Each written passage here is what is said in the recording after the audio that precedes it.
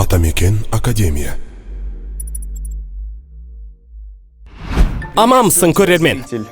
Біз ресурстарды дұрыс бөлуді үйреніп алған соң, шұлықтың өзге де түрлерін сатып алуды ұйғардық.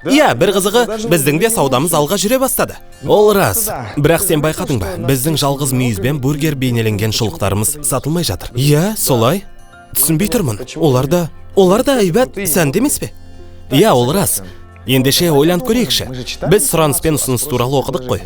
Мүмкін біздің ісімізде бір шикілік бар шығар. Бәрі де мүмкін. Сұраныс дегенің аудиторияның қалауы, ал ұсыныс сенің сол сұранысқа сай ұсынатын дүниең.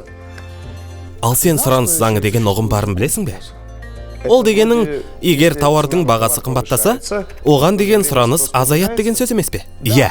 Ал мен ұсыныс туралы заңды да оқып тастадым. Егер ұсынысқа деген баға көтерілсе, ұсыныстың көлемі де арта түседі. Мысалы, егер сағыздың бағасы қымбаттайтын болса, онда сағыз өндірісі де кәдімгідей ұлғая түседі.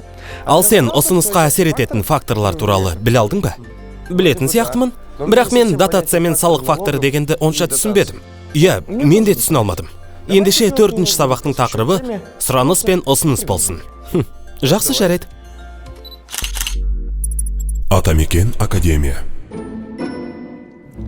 Біз сұраныс пен ұсыныстың не екенін түсіндік. Енді соны есептеп шығуымыз керек. Одан өзге нарықтың тепе-теңдігі тақырыбында түсініп алу қажет. Ол оңай ғой.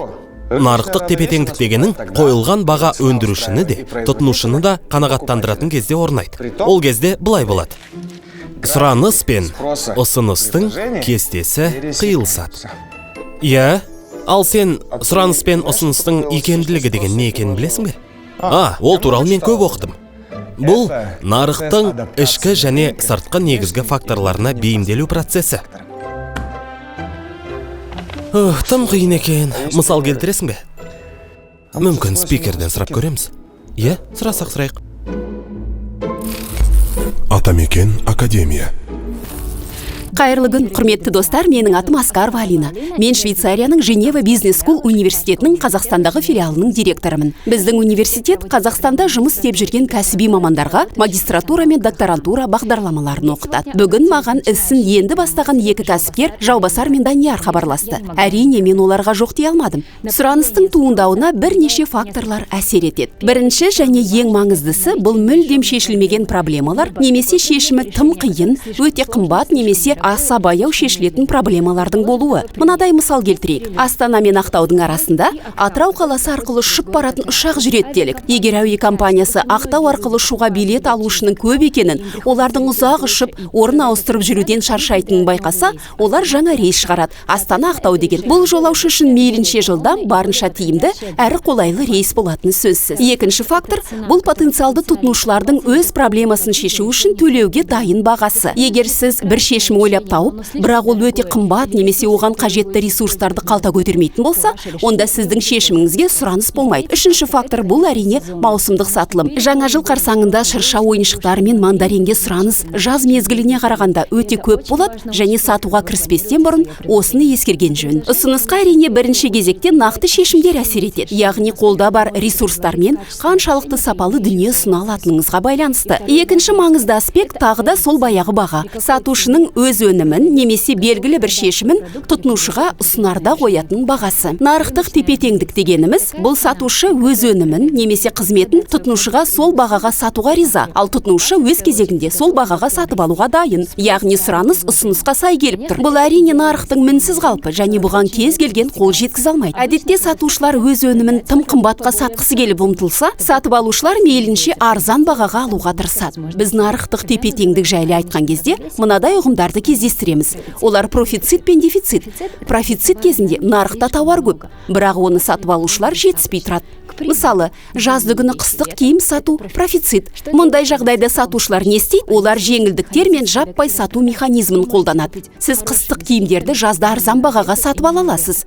Дефицит дегеніміз керісінше, нарықта өнім жеткіліксіз, ал оны сатып алғысы келетін тым көп. Мұндай жағдайда сатушы бағаны қымбаттатады, немесе алдын ала тапсырыс беру мен кезекке қою механизмін қолданады. Ондай кезде жұрт алдын ала тапсырыс береді және сатушы өз тауарының сатылып кететініне сенімді болады. Тауарға деген сұраныстың ауқымы мен оның бағасының арасында кері әсер ету бар. Себебі адамдар өзіне қажет заттарды мейлінше арзан бағаға алғысы келеді. Алайда бұл ереженің де өз түйткілі бар. Сіздерге бір хикая айтып берейін.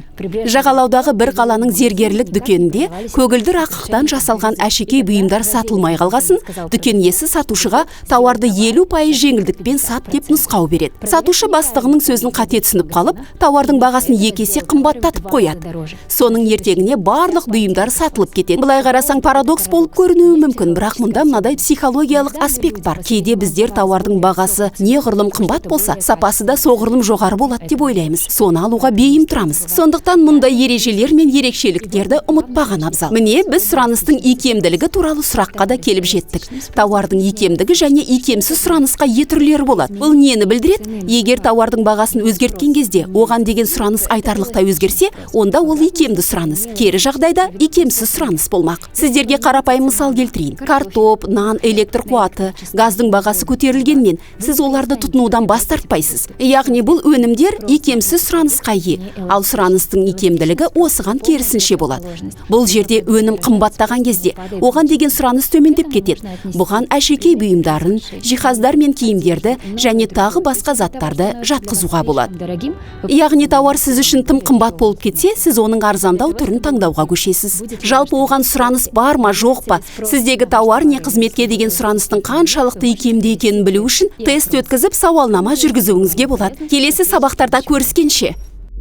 Атамекен Академия. Осылай істеу керек екен ғой. Міне, бәрі түсінікті болып шыға келді. Иә, бірақ біз енді қандай шұлық сатып алуымыз керек, соны ойланайық. Қазір сұранысқа ие мынау ғой, арт принт бейнеленгені. Рас айтасың. Ендігі кезек сенікі, көрермен. Нарықтың парқын түсін. Иә, қоғамға не керек екенін анықтаймыз. Оны қалай істеуге болады? 2019-2020 жылдың ең танымал тауарлары туралы жазылған мақалаларды іздейміз. Сосын Google Trends'ке кіріп, адамдардың сол тізімнен нені жиі іздейтінін көреміз. Оның бәрін Қазақстанның ішінен іздеу керектігін ұмытпаңыз. Ең танымал 10 тауардың тізімін жасап шық. Бұл сенің үй тапсырмаң. Егер ол тауар сенде бар болса, немесе сен оның қайда сатылатынын білсең, онда біріншіден хабарландыруды өзіңдегі Инстаграмға сал, ал екіншіден бізді белгіле. Үшіншіден, академик действует хэштегін қой. Ең ерекше тауарларды біз өзіміз сатып аламыз. Атамекен Академия.